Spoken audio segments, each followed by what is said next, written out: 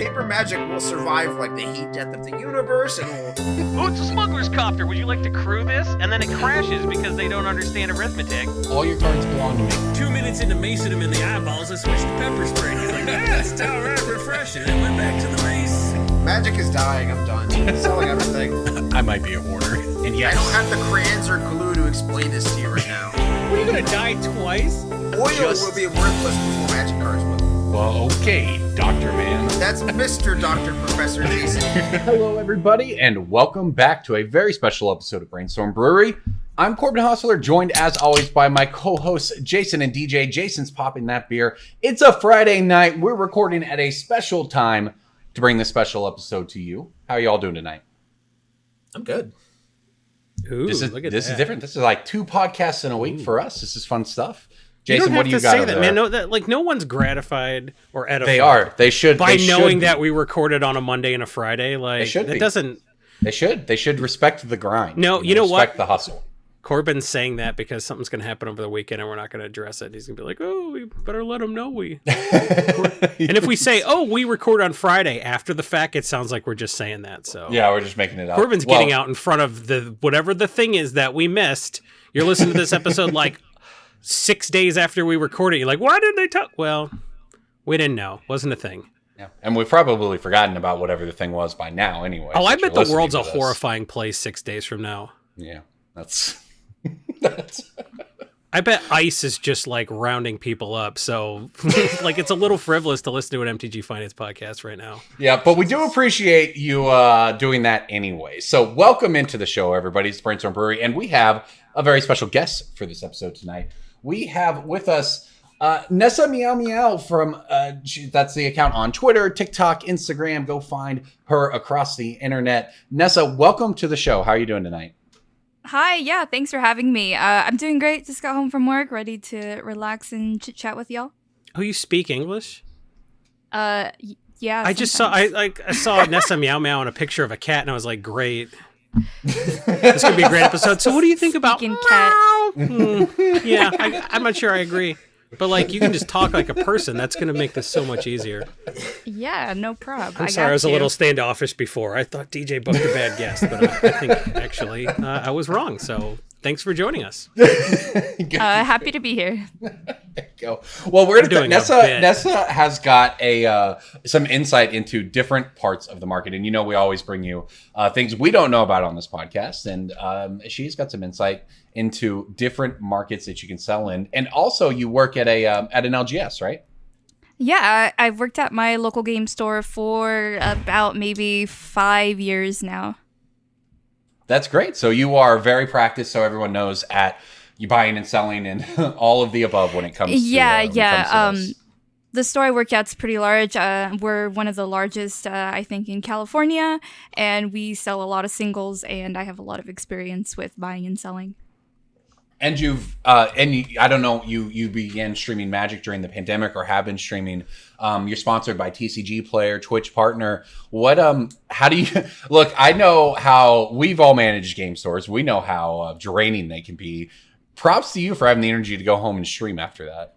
Yeah, luckily, once my Twitch streaming started doing a lot better, I kind of talked to my boss and kind of reduced my hours. And at the moment, we've gotten it to where I work there only part-time, and then I part-time streaming. So I like do both as like a way of making income, I guess. Yeah, So you get to dodge the F&M crowd. You don't have to work at the LGS during F&M, which is... I do. I actually the work the S-tier. morning shift. I work the morning shift, so I leave like an hour before the tournaments start. It's great. It's perfect. Yeah. What's the morning shift like? What is it? What is 9 a.m. to Game Store like? Because I'm just going to assume that most of our listeners have never experienced a game store at 10 a.m. in the morning. I've never experienced a game store that's open before noon. We used to open at 11 for what it's worth, I guess. Yeah. Yeah, why don't you open at 11 anymore, Corbin? So many Hey, reasons. let me teach you the secrets from an unsuccessful game store. I'm saying that game stores that open at noon are still open, and yours opened at 11, which is not noon, and is closed. Just saying. Good point. So the one that I work at actually opens at 1, but I get there about an hour before it opens to like restock and do other stuff. Hear that, Corbin? This is good. Yeah, this is Opens at why. 1. It's good to know. Thank you, Jason, pointing that out. I'm helping. So far, I have not been helping. I'm sorry. We talk about like, oh, we're on gamer hours, and everyone will get there like around 1, and we'll all say good morning to each other. But we do close a lot later too, so we're open from either 1 to 9 or 1 to 10. Gamer hours. Gamer hours. Yeah. One of my core, before we go to Breaking Ball, one of my core memories of playing Magic as a kid was the store we would play at would close officially at 10, but very frequently FNM would go later than that because we were just a lot of control players, and I guess the events started kind of late. But the store owner would just like give us the prizes to like distribute between ourselves and then go home. And you're like, wait, how did the store owner go home before the players? We played in basically a shed, like a just an unheated shed in like the backyard of the store. And there were a lot of very cold winter nights of playing 17-year-old DJ playing FNM until like midnight or 1 a.m, and then hitching a ride home with strangers. That sounds awesome. It was a pretty cool time. That sounds amazing. In my life. That I would LGS never still let my exists. kids do that, certainly, but like I would be mad that my parents would try to stop me. That LGS still exists. It still is alive. You see, Corbin? This is why you don't open at 11 a.m. I guess so, man. The evidence is mounting. I don't know where you all were a couple years ago when I needed this advice, though. So yeah, there are LGSs of all shapes and sizes, I guess, is my point. It's not really a point. I just wanted to say that I got a ride home from a stranger at 1 a.m. from FNM, but like, There you go. No, good for you. You made it though, and look at you now, DJ. I know. I have Magic cards behind me still somehow. Yep. And I'm not just buried in a lake somewhere. Well, speaking of Magic cards behind you, wait, did you say buried in a lake? Did you say buried in a lake? I almost got away with it. You know, my breaking bulk is going to be you, kids. My breaking bulk is going to be drowned in the lock, and now I have to change mine. Buried in the lock. Buried Corbin in the almost lock. let it slip, and then Jason said, "Wait, what?" And then Corbin said, "Wait, what?" It's fine. That's how this game works. There's dirt at the bottom of lakes. You can be buried under this. That's true.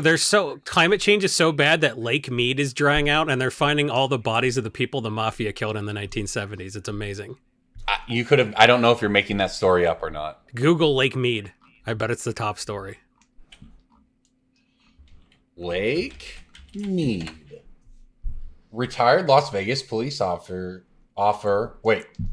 Retired Las Vegas police offer reward for bodies found at Lake Mead. Yeah, I guess so, man. What else is hidden underwater at Lake Mead? That's another title here. Okay. Climate change is even like ruining the mystique that 70s gangsters in Vegas were cool. They just threw bodies into one body of water. That's so boring. Does New Capenna have a murder lake? They've got cement shoes, so Probably. they have to. Yeah, that's Yeah, true. but they don't kill the creature. They just make it so it can't attack a block or something. What do cement shoes do? I don't know. I don't even remember. Sleep I with the think fishes just makes it a fish? That's not what the mafia does. Like, he's sleeping with the fishes. You killed him, boss? No, I turned him into a fish with magic, and now he sleeps with the fishes, because he's a fishes. Nessa, have you played much Capenna? I don't even know if I've seen a Capenna card in real life yet. It's new. Yeah, Capenna. Whatever. I was actually on the Game Nights episode for New Capenna. Oh, See, there you go. Go check Corbin, that I knew out, everybody. that. You watched it? I was gonna mention that. And Okay. then, Yeah, so I got to see the set a few months early. It was pretty exciting. Oh, that's awesome. That's cool. Well, people should go check that out, that episode then. it was a Game Nights really on the good Pixel. episode. I wanted to tell you that before the cast started, but I didn't because I'm shy. I thought I would talk no over worries. you instead. A lot of people told me that they liked the episode, and they were like, "Yeah, I'm excited you were in it. It's great." And then a lot of people were angry, and they were telling me that they thought I should have done more, and that I got targeted and bullied, and hashtag justice for Nessa. And I was like, "It's not that serious, but sure."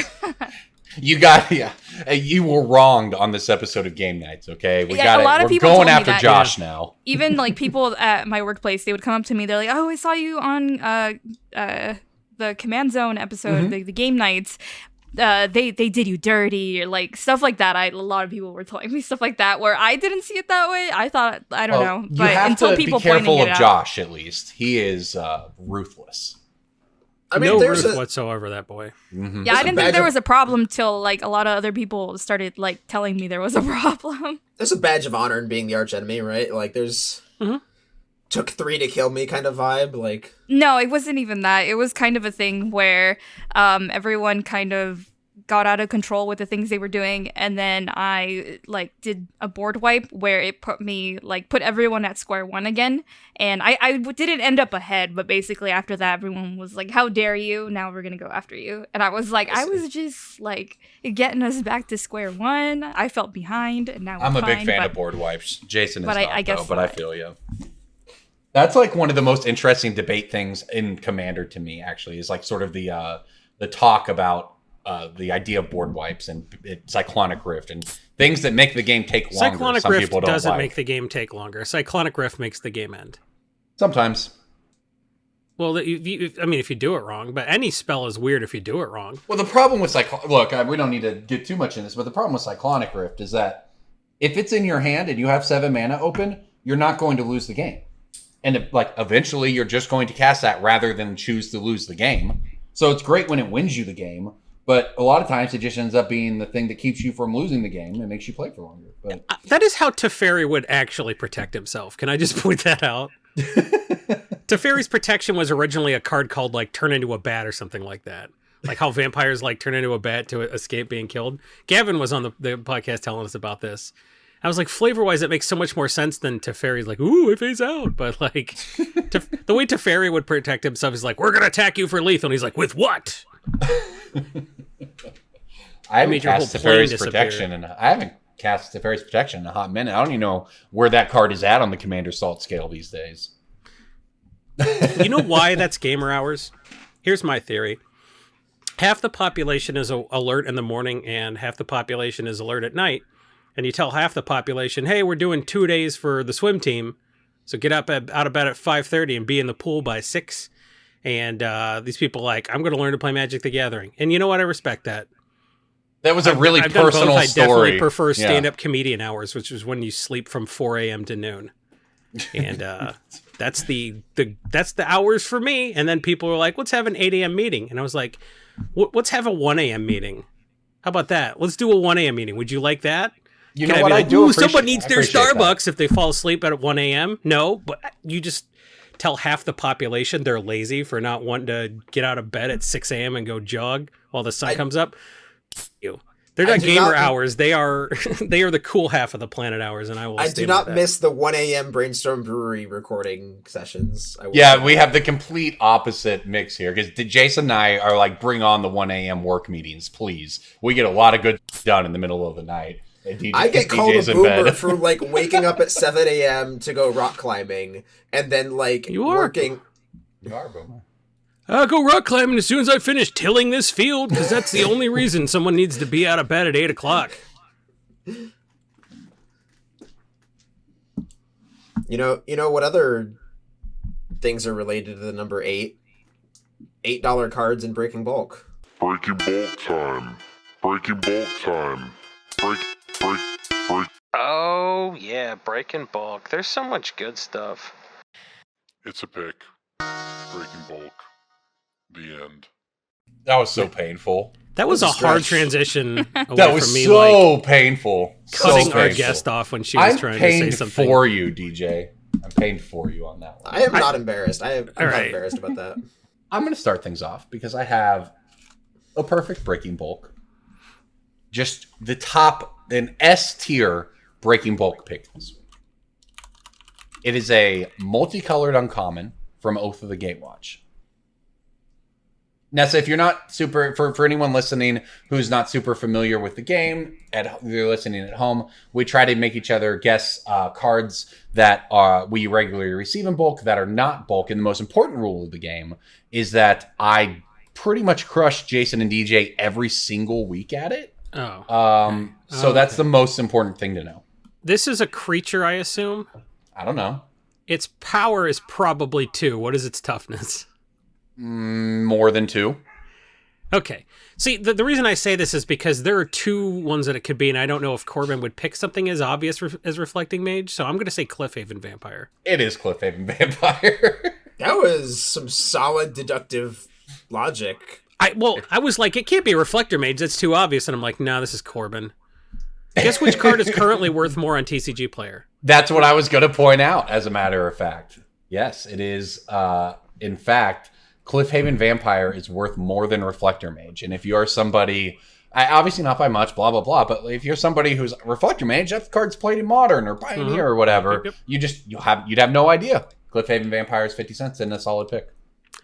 Being a human and a wizard is cool, but when the only card Magic or paper Magic being played is 100 card Magic, chances are being a vampire warrior ally is 50% better than being a human wizard.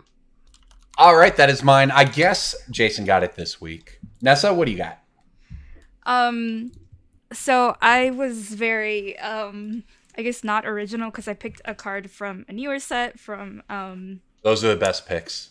Those are the ones From Jason and DJ can never You heard get. not original From- and Corbin's ears perk Well, up. I had like 2 days to think about it, but this is the card that like I thought was like a card. It's currently not bulk. It's from Kamigawa, but I think it'll like at least double in price in like the next like few months at least. Ooh. I don't know. Like we're like at my store. We're like there was like 2 left in our box, and I was like, we cracked like 20 cases, like not 20 cases, but like at least 10 cases of So the Kamigawa. most recent Kamigawa. And Kamigawa Neon Destiny, and it's an uncommon, and we're like almost out of this card. And Oh, we is sold it a bunch of Containment them. Construct? Yes. Yeah. Oh, that I card's cool. I got less than 1 a box. That really? is a Okay. mythic uncommon. I also realized like I found myself selling a lot of them. Like most of the people asking for like singles from Kamigawa that are just buying them for like Commander or whatever, like most of them were at least bought 1 Containment Construct. And like I was like, oh, like everyone's buying this card and we're almost out of it, and we cracked so many boxes of this. So I'm like, this card has to go up. And it's an artifact that like does something you want to be doing in like a lot of Commander decks. So Yeah, whenever you I discard feel a like- card, you can exile it, and if you want to, you play it this turn. I've also run into... I wasn't really even aware of this card, and it even being a pick until the last month or whatever, playing on Arena. This card's pretty good when you have Faithless Looting along with it. I've run into this card in Historic. It is powerful. yeah, I for sure think I can I see miss this being Hollow like a One. few dollars in like a year or something. I miss Hollow One as a deck. I do too, DJ, but for what it's worth, I did run into a Hollow One deck on Arena That deck playing is so Containment much fun. Construct. Did you get pooped on, Corbin? How'd it go? No, I won, but it was close. It was fun. Their deck. Look, it didn't seem like their Hollow One deck is like a real contender in Historic, but it did its thing and had some Hollow Ones. Containment Construct was a big piece to the deck. It was pretty neat. Like, can we just bring back $20 Goblin Lures? I No. mean, That's all I want. They put The it on the moment- list. the Like so moment many- in Modern where that was a good deck, though, was a good time in Modern. I'll agree with that. Yeah, that was a very Containment good Construct time. is a very good card. You know what else is a very good card? This uncommon from M20 that's currently $1 everywhere. I'm going last. Ooh, which one's M20? Is that an I mean, they're all the set? same, but 20. do we get a color? Oh, I didn't give you a color? He said, and I don't think so. He said uncommon from M20. Oh, that'll give it away. It's white. Oh, the Angel. Ooh, what's it forgot the name called? of it. I mean, you're gonna get it before I will. What's it called? Yeah, Angel of Vitality. The one where you gain one more life. Yeah, exactly. that one. Wow, Yeah. you nailed it. You nailed it fast. You can tell you work at a game store, and you've probably been selling a lot of Angel of Vitality. Oh yeah. Because the of new card. Giada. Font Yeah, of I was Hope. gonna say I've pulled at least like 3 Angel decks in the last week, and I'm like every single one of them had that card. I remember cards by like what they do and like the picture, but then like Yes. I'm really bad with names, but I'm like I can see it in my head and I know what it does and I know how much it costs. I mean, it's something working in this industry does to you, where like I don't know about you, but several years ago, I was the person who can name like every single card from every single set when anybody talked about anything, and now I'm just like, oh, it's the one that does the thing. I don't know, like it's a $3 card. I'll usually describe like what it looks like. It's like, oh, it's like this dude doing this pose with like this thing, and it does. I'm so bad at card names, also. Yeah. Well, hey Nessa, I don't mean to put you on the spot, but if you'd like to try and guess the card I didn't pick for my Breaking Bulk, because it was in the same deck, you might have pulled these, but they are almost $4 everywhere. From Kaldheim. I was gonna say the Kaldheim Angel, the 2-drop. Youthful Valkyrie. Yeah. They're going up to $10 now. If you look on TCG Player, I actually checked them because I pulled the list, but that's wild. I think I sold it for like $4 or $5, and then I noticed that like 2 listings down, they were already $10. Yeah, this week, everyone kind of got the. I mean, last week when these were $3, that was still a little absurd, you know. But, and do you know why that is? Like why they're so expensive? Because it wasn't in the regular set boosters. Right. It was only in the theme boosters. Yeah. I think we talked about this like 2 weeks ago. Collected boosters also. Yeah. Like when Kaldheim came out, we did like a segment on this about how cards that were not in the normal draft booster packs would be significantly more expensive over time. I swear, I don't think we're gonna. Look, DJ, we definitely talked about it because this isn't the only one. JJ, if you can find a clip, I'll give you $50. Playing Marble Diamond and Cold Steel Heart to ramp themselves into their big dumb angels, and now they have small angels that also say the word angel on them, so that you can fill out your like 24 planes for War Chanter Skull deck, and like it's gonna be like and especially because these cards are in theme boosters or whatever, theme or set boosters, which means that theoretically the supply is not even theoretically, just the supply is significantly lower than what you'd expect out of a normal booster pack. So stuff like Rampage of the Valkyries, stuff like anything that just has these creature types. You mentioned the Aspirant, right? Is that the cheaper? Yeah, that's the Dragon Speaker Shaman. Yeah. That's, I think, going to be my favorite uncommon to pick out of this set from what we've seen so far. That one's great. For sure. So like the other one that's like, I guess number 2 to this one in the same category would be Starheim Aspirant, because that's the one where angels cost 2 less. So if this card's gonna go up, Starheim Aspirant's probably gonna follow it soon. Well, I mean, that's already almost $4 on Card Kingdom, and as much as I thought it was like TCG Player, they're like $1. Like Card Kingdom can get away with selling something for $5, and it's $2 on TCG Player. Like I start to be like, this almost feels like you could arbitrage that. Pick up a few. Yeah. This is another one of those cards that does way better on direct, because like sellers that have smaller inventory sizes don't generally have as like a wide breadth of cards to sell. So like average stores with like 1,000 or 2,000 sales might not have this, because they might just not like have either like the opening capacity to pull them in mass, or like the inventory capacity to like sort them or process them or whatever. And then like large stores that have the direct capacity can be like, you know what, I'll charge $7 for this because I can. And like other stores will have it for $2 or $3, and like then that's how you get stuff like Dark Petition I talked about last week or the week before, where it's like the non-direct is like $2 and the direct is like $7. This is another one of those cards where I think for a while the non-direct was like $2 or $3 and the direct has always been $10, and now the non-direct is finally catching up to the direct price because there's so much demand. Yeah, I just looked it up. They're $2 on TCG Player. Yeah, that card. The difference between TCG and Card Kingdom is it's Jason's right. That's usually really reflective of. It can be very reflective of trends when it's that large of a. But Card Kingdom just sells so much cardboard. Like if Card Kingdom were just like a joke store that just charges way more than everybody else, like you could safely ignore games. Them. Yeah, exactly. But, like, they sell them at that price. So, like, you can say that, like, no one I know orders from Card Kingdom, but man, does Card Kingdom sell cards. They just do.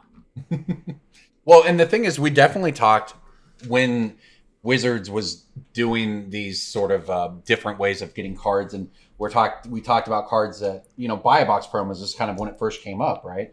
The Nexus of Fate arguments, where these alternative means of distribution are can lead to weird cases when it's not just a filler card. When it's something like the Aspirant or the Valkyrie, these cards that have real demand attached to them. That's how you get crazy stuff. Or recently the Rin and Seri.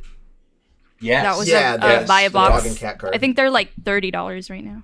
Yes, that was one of my recent pick of the weeks, like a month ago, I think.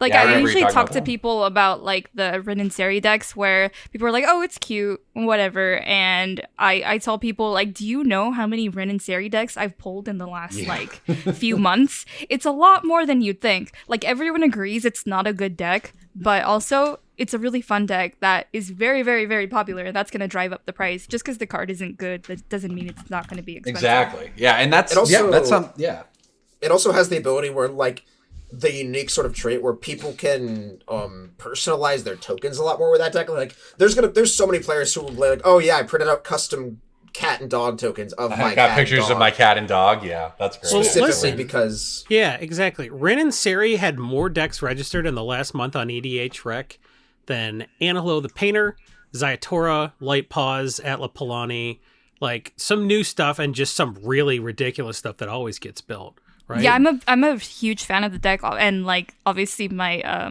my deck on command nights was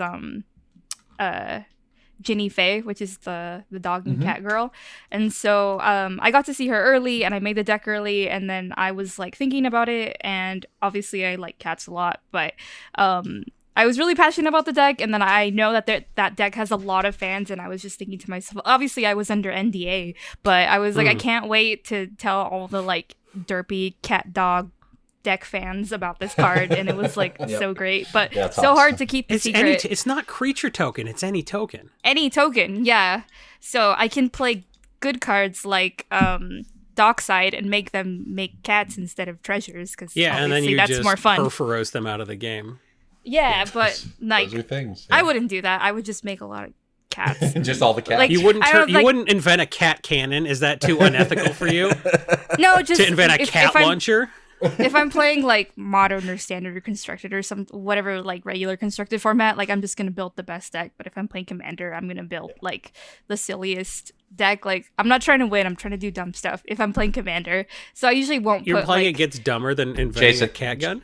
Jason, they're called catapult. They're called catapults. Get man. out of here. You're making up words even- when there's already a word.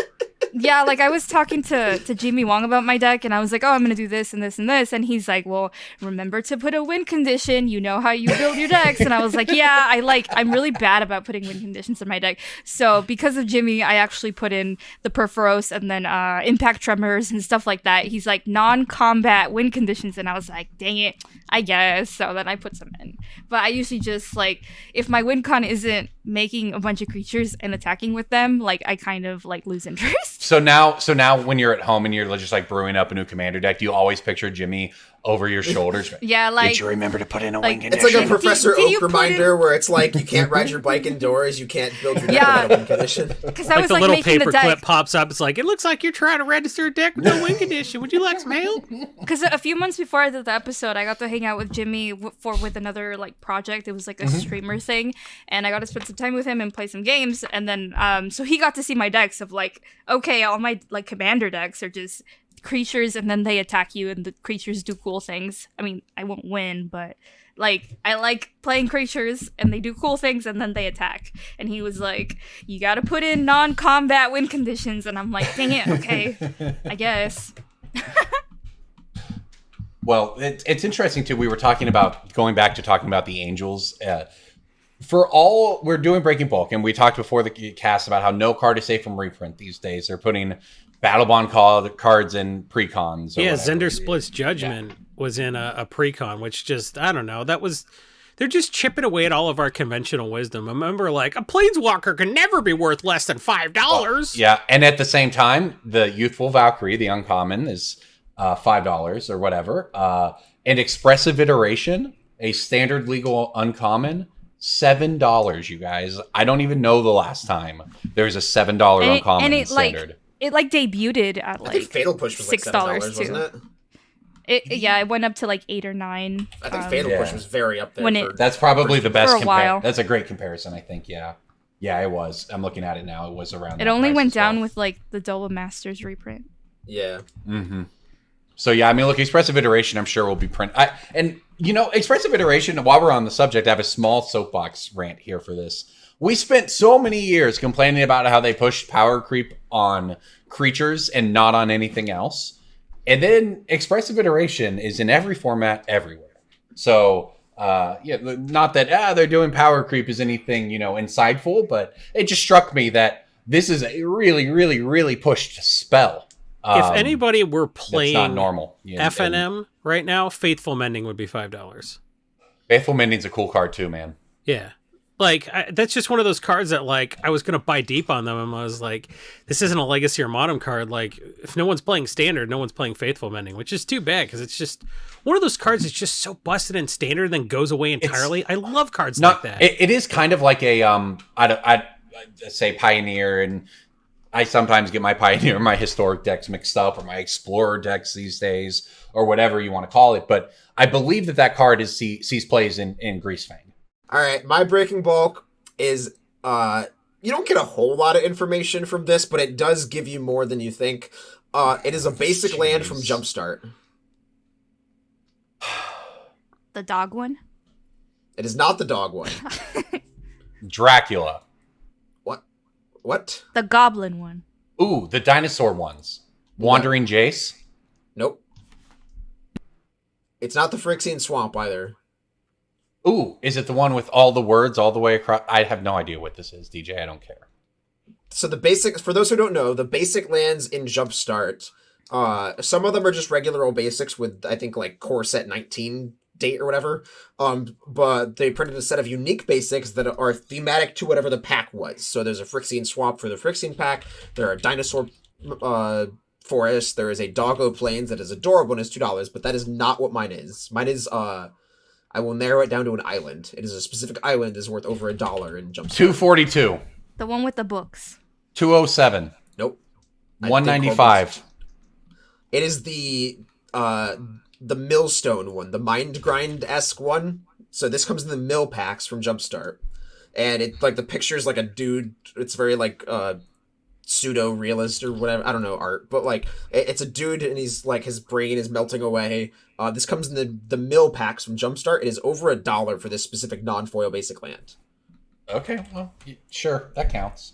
It does count. I like it's completely unguessable, but it does count. I'll give it to I've you. never That's not sold true. one. I'll say that. This is the third most expensive basic land in Jumpstart. And if you are opening a pack of Jumpstart, you are getting 36 basics, several of which are going to be worth money. So you'll probably get at least 1 or 2 of these per box. So this is adding like 1 to 2% more box EV for your Jumpstart box.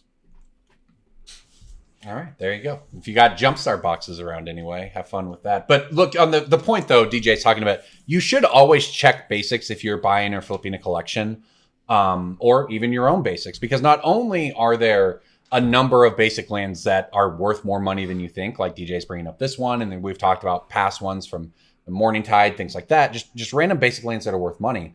Also, I found an Alpha Mountain and just a box of 400 basic lands the other day from a collection I bought however far back, right? Like, people just throw that stuff in there, and there are more basic lands worth money than you think. Here we mean, by people, we mean Corbin. Yeah, you may not get the lucky to find an alpha, blah, blah, blah, but you will find dollar mountains. I mean, you're the person that just chucks random cards in there and then forgets about them for 5 years. Well, that's true. That's a business. That's an investment strategy, DJ. Yep. That's what that is. And then every once in a while, a flood will come and just destroy most of the bulk and leave all the gayest cradles. That's just God speaking up, you know? So if you have a lot of basic lands and you just have a lot of extra time on your hands and you're looking for magic cards to sort, which I guess is a very niche person that I'm describing. You're describing us. You describe most magic players, maybe it is a wider net than I think. But so my strategy for basics recently, when I'm paying somebody to sort magic cards, is I will have them basically set up, pull out every basic printed before a certain date, and I've generally cut off at like the 2003, 2005, like original Kamigawa Ravnica era. And then I will have them set sort those basics, and I will sell those basics in batches. Because people are going to pay a premium for nostalgic basics from the era that they love, like Mirage, like Tempest, like Urza's Block, like Invasion or Odyssey or Onslaught, even like original Mirrodin or original Ravnica sometimes. And like you can just get a premium for those because you have the stock and the quantity. Like if you've 25 Invasion Mountains, somebody is going to be willing to pay 50 cents to $1 a piece for them to just get them for their red deck that they really love. Right. That's great point. Or their limited decks sort of thing, right? Yeah, exactly. Have their favorite plans their for cube that. basics, their limited basics, their what have you. Yes. And having 20 plus of them is how you can distinguish yourself if you're, because like I said, if I come up with a couple islands like that or whatever, I'm just going to buy list them and take my whatever and I'm going to move on. But if you get enough of that sort of stuff and you can hold it up over time, you can get a premium. And especially these days with I feel like it's almost more acceptable to have a random Odyssey land or something now than it was 8 years ago when it was like, well, do you have your unhinged lands yet? If not, what are you doing? Whereas now there's so many options that you kind of don't feel forced into a full art option. Yeah, exactly. All right, well, let's move on. We want to talk to Nessa about what she's an expert at, which is selling Magic cards, not just in a store, but across the internet in ways that we know nothing about. So one of the things we want to talk about was the site, the app, WhatNot. I know that's something, Nessa, you've been getting into over the last few months with a lot of experience. And do you want to kind of just tell people sort of what your experience has been like as you're exploring some of these other markets to sell cards? Yeah, so I started selling on WhatNot a few months ago. I didn't really know much about it, and then I saw some other fellow content creators doing stuff on there, and all I really knew that it was a live streaming site, and then you also sell stuff on it. And then I got contacted by one of the people that are from the app. We had a phone call, and they basically convinced me to try it, and I was like, okay, so now that I've done it for a few months, basically the information that I've gathered, and I've talked to a lot of other people that sell on the app, I only do it once a week, and then I make a little bit of side income, but there are people that use it as like their full-time job. Basically what it is a lot of like box breaks, but also like selling singles, but basically you show a thing on the screen, and then you start an auction, and then they you put a certain amount of time, and then live the auction starts and ends in usually about a minute. And what I usually do is like packs where I'll be like, okay, these 2 packs here, and then I'll start the auction, and then the auction ends, and then I open it, show what they got, and then after the stream, I mail it all out. This is really interesting to me. I knew nothing about WhatNot. Maybe I had heard of it before, but I mean, I am familiar with the concept of box breaks, right? We've talked about that on this show before. We had people on who have done that. And I was surprised when I first kind of learned about how popular that sort of thing is just on Twitch. People kind of going through what you're talking about, knowing that there's an actual app where that's the entire purpose, right? That's the model, or that's what they built it around, is a really interesting market in a way to interact with selling cards. Yeah, so, and they're like expanding right now into like other collectibles and like NFTs and other weird stuff. But like, I think it started as like just for cards. So Sorry, how did I was just gonna say, so how does the logistics work on that in terms of people like submitting payment, getting the addresses? Like, do they give, like, after you close a stream, after you're done, do you just get like a CSV or like a list of all the addresses you need to ship to and the products that they won? Yeah, what mainly got me like wanting to try it, because I don't want to do something that's going to like take me forever to do, especially if because when I first heard of the app, I was like, that's a logistics nightmare. How do you do this? No. It's all like 100 million% automated, and it's literally like after a stream, like including like it's no effort at all. Like the app does everything for you, including I have like a little thermal printer for like the labels, like 2 clicks and it prints everything out, and then blam, package, easy peasy, throw it to the post office, and it's done. Interesting. So would you recommend, should people, like, if for our listeners, is this something people should go to buy cards? You know, what would be the benefits to somebody as like a customer checking out Whatnot? Yeah, so it's a little bit weird, I guess, because I think for like the people that watch me, they have seen me on other websites, or like they follow me on Instagram or saw my TikTok or something, and like not only are they getting the cards, but they're interacting with me, because like I'll be chatting about like my day, like hee I ate this, and then my cat did this, and I'll show my cat on stream, and then like there's a chat, and I'll interact with people. A Twitch kind of thing, right? That's it's a hangout. Out. Yeah, we're hanging out, and then these are people that also like card games, and they're also there with like disposable income trying to get cool cards and chit chat. And it's like, it's not just about the cards, it's about the experience and the environment and the community. Because like I will have people coming in and then greeting the other people that they already know in chat from my stream, but also other Whatnot streams. Like I'll be like, hey, what's up? I saw you, blah, blah, blah. Oh, how was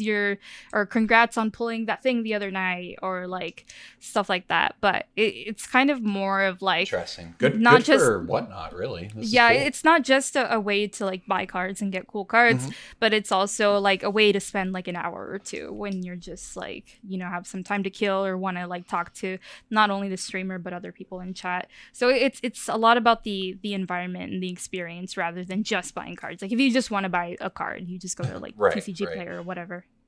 Well, this certainly is. I mean, the entire process makes it sound more enjoyable, more fun, right? I said, when box breaks came out, I'd say there's no telling when I became aware of box breaks. Rather, I was just shocked by how many people were willing to just hang out in a stream and just buy packs, basically. You know, it's like and then the height of popularity for box breaks was during the pandemic, and so the one of the biggest straws being like environment and community that brought a lot of people in for sure.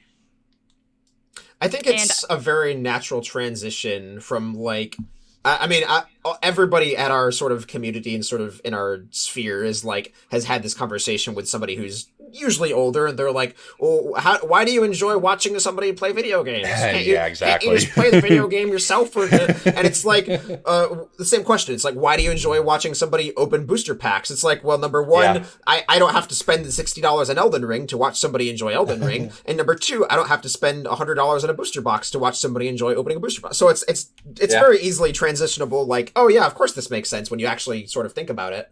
Yeah. Or as I like to put it, I just say anything is as real as anything else. That's my general take on the world these days. It is, man. That is a very you quote. It is.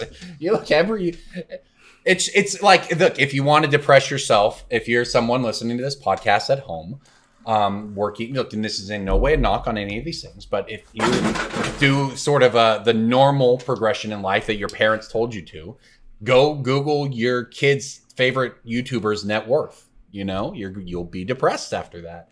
Anything's as real as anything else, man. That's why I don't discourage anybody from pursuing what they want. If my kids decide that they're going to be TikTokers for life, then good for them. Anything's as real as anything else. That's my take on it. Yeah, anyway. And I also think I have to talk about, like, for me, it's all about the environment. So I'll make sure, like, recently I got, like, an extra camera for my cat. So, like, there's a little cat cam. And then he does something cute randomly, and they're like, oh, look, you can, like, see him in the corner of the screen. But a lot of other people that don't really, there's a lot of streams that don't focus on environment and talking and chit-chatting and stuff like that. And the stream is completely curated for, like, I don't want to say gambling, but like it's like kind of thing. It's more like an auctioneer style, like. Yeah, there's a lot of like what they call pull games. So they'll like, I saw a stream where a guy had like a Gaia's Cradle, and then he like put a Gaia's Cradle face down in like a pile of 10 cards, and then like, okay, 9 of these are basic lands, and one's gonna be the Gaia's Cradle, and one person for sure is getting this, and then they'll start auctions at a certain amount, and then they'll literally auction off a spot to pick something. The old Raz method. I was going to ask you about Raz's because that is a very much a legal gray area in terms of Raz groups on Facebook. And I was going to ask about that. Yeah, so you have when you sell something, you have to mail something out, and you have to always be very explicit with odds and what you're getting. Like you always have to mail something out. So usually what they'll do is like, "Oh, I'll give you a basic land." Like Even that There gets. you go. I mean, even that Yeah. kind of gets expensive. If like you, I assume you have to have tracking for everything you ship out. Well, that's another good thing about WhatNot that I am really happy about, that I don't pay any shipping at all. The seller Wait, what? or the buyer. Okay. The buyer always pays shipping. Interesting. So, So yeah, it they have to makes pay it for the easy for me. basic. You gotta when you pay ship them. shipping for a basic? What? The Yep. best part is they can just say no, and then you've cleared your legal bar. Right, or they can just Yeah. pass on the Yeah, thing like they've you- won. Yeah, like you've cleared the legal bar at that point. I love it. The That's only great. time when the seller pays for shipping is when you do a giveaway. That Then makes then sense. it'll like minus your account for the shipping on the thing that you're giving away. Maybe we should check out WhatNot, guys. Seems kind of fun. Seems They, kind of they fun. they do obviously take fees on like everything that you sell, but I think it's comparable to like eBay or TCG players, so it's not crazy or anything. It's pretty average. WhatNot makes it very easy for myself as a seller. And so the main thing that I have to worry about is how to make a stream where not only do I make it enjoyable for the person bidding on the things, but also I have to figure out ways to entice the buyer to I guess bid more.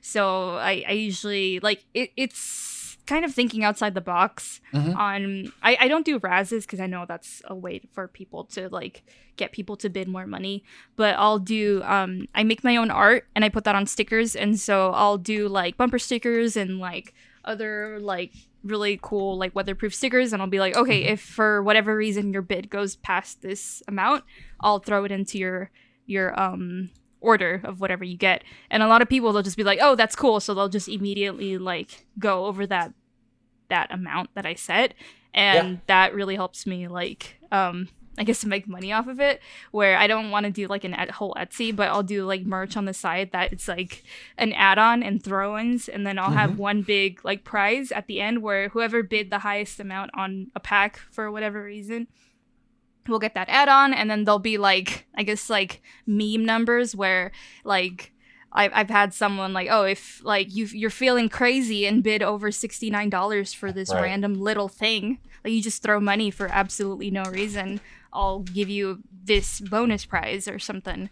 So like there's always those extra prizes, but like I'll start all the bids at $1, so that I'll be like, oh, pack of Modern Horizons or whatever, $1, and it's like, yeah, I can sell it however many dollars it ends up selling for. Like you can get a deal hypothetically, but here's all these like shiny prizes that I'm dangling, and it's up to you whether you want to go for those or not.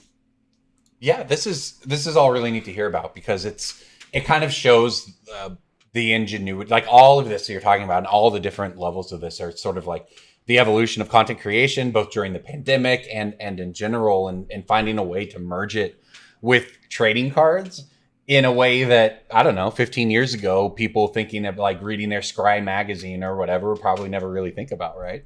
Yeah, like I'm just trying my best to make a really cool experience for the viewer, and also when they pay however much money and they get their package in the mail, that they feel like it was worth it. Like I want the buyer to like be happy with it, but also like obviously I want to make my little side income, because I am still trying to become a full-time content creator. So I'm not quite there, but I'm trying to find these ways to avenues of income that I don't ever want to make it seem predatory. Like I want the finding ways for the buyer to get value out of it and be happy. So I put a lot of like little personal touches and like little The community is things. a huge part of it, right? I'm somebody who has people on Twitch, even if I don't spend much time on Twitch. It's sort of like I make sure that I have a recurring subscription because I want to support the community, right? It's like I want to make sure that some of my money is going towards supporting game communities, even if I'm not involved in it, because look, it's content creation is work. All of this is work, and it's great to see people be able you to push definitely the wanna boundaries. You want to be paid for the things that you do, but you also want to provide as much value as you possibly can. Yeah, this is great. So everybody, if you're interested in more of this, it's WhatNot. Nessa, where could people find you if they want to specifically go find your channel there? My username is also Nesamiamio on there. I have it linked on my other social medias too. So if you ever, I stream on WhatNot every Thursday at 7 p.m. Pacific time. I know a lot of other people stream multiple times a week, but I right now just have my one time slot because I want like the one stream and like focus on that one stream and try to make it as special as I can. Yeah, and it definitely sounds like a platform that is specifically for people who already have a brand and are looking to sort of expand on that, rather than I have a giant brick of boxes behind me and I just want to sell them. Like that, I do think that especially for those who don't necessarily have like the charisma or personality, like just chuck it on eBay or TCG Player. But if you already are sort of like even a burgeoning content creator or somebody who's growing a brand, like it's worth like just sort of putting your eggs in multiple baskets and just sort of using that as like a multi-pronged way to grow your brand from different angles of like Twitch, YouTube, etc., etc. I think it really depends though, because I see a lot of people on WhatNot that don't have social media platforms elsewhere. They just go about it a different way. I Really? do it very much personality based and like environment based. Some but people that, probably have money based. Yeah. Yeah. They'll throw a lot of money into it, and then they'll do like the Raz style and they go more that route. So there's plenty of people on WhatNot that like literally only sell on WhatNot, and they Because WhatNot are not. has its own community of viewers. That just sounds like so- a lot of time investment. Like if the, like live streaming your auctions is a full-time thing, that just sounds like, even if the program handles a lot of your like logistics, that just sounds like a lot of. Look at it this way, DJ. Look at it this way though, DJ. Remember, like Channel Fireball has like an entire box break channel on Twitch, and they got people all day sitting there doing it. You know, it's a thing, and I think that if you're That's also true. somebody who's just considering this sort of stuff, right? Content creation is always moving. The where the audience is mostly always moving. It is very difficult if you're a burgeoning content creator to decide in the year of our Lord 2022 you're going to break into Magic streaming on Twitch. You know, it's just especially it is what it is. the last And year or so WhatNot's a has- new chance. It's Twitch has had a really large decline in the last year. I used to stream like maybe 60 to 80 hours a week or a month. I'm sorry. I was 60 gonna to say 80 no. 60 like- to 80 hours a week or a month on Twitch, and now I've narrowed it down to like 20 because I saw that Instagram and TikTok was like a lot more bang for my buck sort of deal, where my time spent there is a lot better. Twitch has a real problem right now. Yeah, especially with Magic, it's been declining a lot. So I still stream on it, but mostly because a lot of my community members still want to see me and interact live with me there. But I really have pulled back from Twitch streaming and then done a lot more on like TikTok and Instagram. All right, before we do Pick of the Week, we want to shout out our sponsor, Coalesce Apparel and Design. If you don't know, that is the clothing company that Cedric Phillips has brought to Magic and is really pushing sort of what you can do in this space. There's really cool designs there for all your favorite content creators, including us, Ristic Studies, Casual Magic. There's all kinds of awesome creators who are aligned with Coalesce, and we definitely encourage you to go check that out. We've got BSB shirts up there, and we have a gift code of Brainstorm Brewery. No spaces. Yep, there you go. And you can use that to get a percentage off. And we want to encourage you. Look, if you want to go get a t-shirt or a hoodie for yourself at Brainstorm Brewery, go for it. But if you want to get anything, no. Don't say if you want to. Tell them they want it. You're right. You're right. Want to. We want to. We have somebody here as a guest who can teach you, Corbin, how to generate a cult of personality and get people to bid on our shirts. Well, you'd have to provide. I think the lesson I got is you'd have to provide some value and charisma. Which never mind. I scrap everything I said. Oh well, I had a shot. We have products and services that we need to pitch and that people need to buy. Do you know how many? No. Do you know how many people DM'd me on Discord asking when we were going to have shirts and hoodies yet? And I said it's coming. I can't say anything because the announcement date was on May 2nd, and I told them it's coming. I had somebody in the Discord say like, "Hey, does anybody recommend a Coalesce hoodie? I've heard good things." And I was like, "Hold." and then I reply to them on May 2nd. Like, so if all of those people don't buy shirts and give us the metrics we need, I will name and shame you on this podcast. I will take a more direct approach. Okay, there you go. I will name and shame you. Bad cop, good cop here. I would have never guessed that I'd be the good cop. All right, so there you go. Whichever approach you want, go check out Coalesce Apparel. Bam. So there's the product. Now let's talk about the service. Corbin, can you do better this time? Can you pitch the service that MTG I will Stocks pitch provide? the service, mtgstocks.com premium. You want to go check it out. It allows you to set the alerts for anything you want. It gives you unparalleled tracking tools for your collection. MTG Stocks is the best place on the internet. What kind of alerts?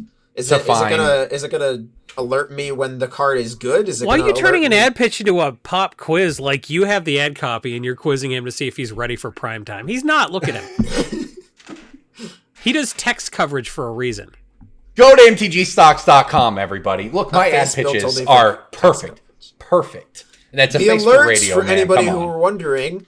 You can set a notification to your phone to tell you when a card becomes a certain price. So if you were frothing at the mouth to buy Angel cards and you missed out, and all these cards that are uncommons from a set from 17 years ago are $10 now, and you're a big sad person, mtgstocks.com premium, the $20 you pay for that premium could save you the money and let you get those Angels for $3 instead of $10, and then you've spent $3 per angel times 8 is $24. Carry the 1, superimpose the 4. Yeah, if you're a person buying like one angel deck per month, that's a lot of money saved, assuming that these angels spike at this rate every single month, which, given the rate of Wizards printing their products, not outside the realm of possibility.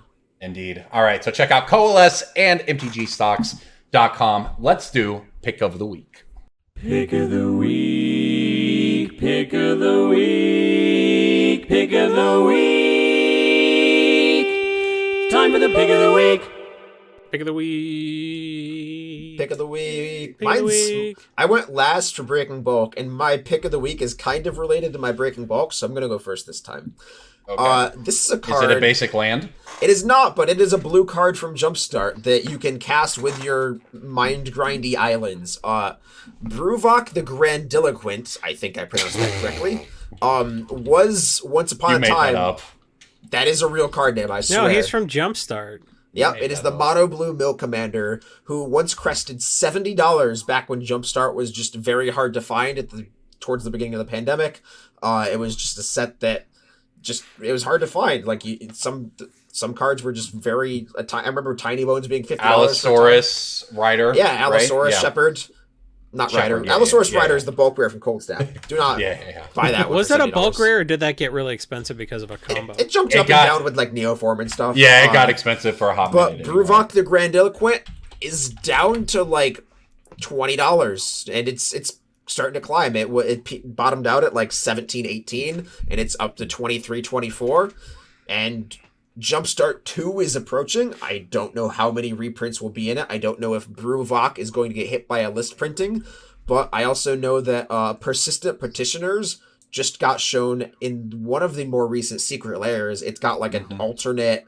It had like this crazy alternate Secret Lair bonus card foiling that it's like $80 to $90. They just showed a second art of Persistent Petitioners, so there could be a little bit of high-end whale demand there. And Bruvok is just one of the best mill commanders out there. I know my wife Emily is listening to this podcast now. It's really creepy when your wife listens to your podcast. Don't. We don't have to worry about that. Don't start Ours that can't. trend. Yep. Yeah. Ours don't want to hear us. Happen to me and Corbin. They don't want to hear us any more than they already do. My wife has been on more episodes of this cast than she's listened to. I tried to tell Marianne about the podcast, and she's like, I don't care. Everything you guys say is dumb. She doesn't care about magic, so she really doesn't care about this podcast. Aw. Go adopt another blind dog who bites your kids and tell us how dumb our hobbies are. She's not going to listen to this cast. It's fine. Bruvok is one of the better mill commanders out there, and I think it will... I don't generally like picking cards that are already $25, and all cards nowadays for my picks come with like an asterisk of if you don't get hosed, but like... I think it will hit 40 before it hits 10, I will say that. Yeah. Okay, I'll jump in next. I've got a Pioneer card here. We've seen this card go up and down based on playability and different decks and blah, blah, blah throughout the years, and it's making another comeback. Oath of Nissa from Oath of the Gatewatch. It's a legendary 1-green enchantment, and it's a battlefield. Look at the top 3, put a creature, land, planeswalker into your hand. This is kind of the big one. You may spend his mana, mana of any color to cast planeswalker spells. So Oath of Nissa just does a lot of fixing. It cycles early. It just does a lot of work in decks, especially Nykthos decks. But yeah, Oath of Nissa at $4 right now. I think it's probably headed to 10 before it goes back down to 2, honestly, because I just don't see any lack of momentum for Pioneer paper prices at this point. You know, your Pioneer paper picks prices, all of those. So yeah, I'm a big fan of picking up your Oath of Nissas if you're interested in them right now while they're still under 5. All right, Jason, what do you got? Well, I talked about this card when it was a couple of bucks, but I think you have very little time to get your copies of Myth Unbound under $5. Henzi Toolbox Tori is going to make your Myth Unbound. Your commander costs 1 less to cast for each time it's been cast from your command zone, and when your commander is put in the command zone from anywhere, draw a card. I think Henzi is going to make the best use of this, but this is just a card that's been like bulk because it didn't have the right deck for it for the longest time, and now Myth Unbound is it's on its way, it's popping. So if if you can get them under $5 still, do it. And I know I'm going to get dinged at the end of the year because it's going to be like, oh yeah, I put this in the spreadsheet as 13 and now it's 11, so you lost money. But like, I'm saying very specifically, get these under 5. They're gettable under 5, but for now, if you're not a patron who goes to patreon.com/BSB and gets this cast 2 days early, I do not know what these are going to look like next Friday versus, Wednesday, or as early as Tuesday, maybe you're getting this. So that's something to think about. Yep. Absolutely. Great points. Okay, Nessa, you get the honors of the last pick of the week. I'm gonna say also kind of a boring pick, but I'll do a 2 for Arid Mesa and Marsh Flats are like $12 right now. And, totally fair. Yeah. How are they $12? That is a DJ pick of the week. Well, right those are pretty cheap for. Didn't you say ABU duels one time and then you're like, bang? I did say revised duels. I didn't say ABU duels. I didn't tell people to buy unlimited underground seas. Come on. Well, you should have. You should have. They used to be the same price as revised, just about 15 years ago. And man. yet they're 10 times harder to sell. Yeah, that is true. They are pretty awkward. But yeah, fetches are cheap. Especially like Nessa, what are your thoughts on fetches? Yeah, just like Scalding Tarn and Misty are like at 25, pushing 30. Verdant Catacombs is like 20-ish, but like Arid Mesa and Marsh Flats are like under 15. And I like Modern Horizons 2 is about to stop printing. Like it's been in print for like a while now, and I think supply is gonna start running out in the next few months. So I don't see them reprinting fetches in like at least a while. They're always so particular with reprinting fetches, so I don't think they're gonna be reprinted for a while. They're under $15. Like, pick up a bunch. Just a slam dunk, and just it seems like like a no-brainer kind of. If you want it's because we talk about there's so much can be very cyclical with land cycles in particular. We over the past 10 years, are you saying that wizard cycles are cyclical?